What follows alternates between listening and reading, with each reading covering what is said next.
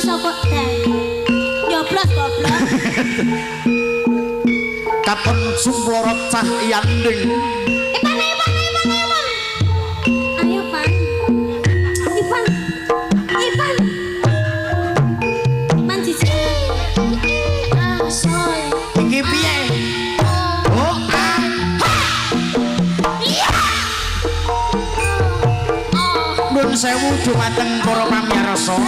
Niki mantene kena penyakit anu. Wah, lah wong hop. Mantan aku temokne. Mantan yo fisik.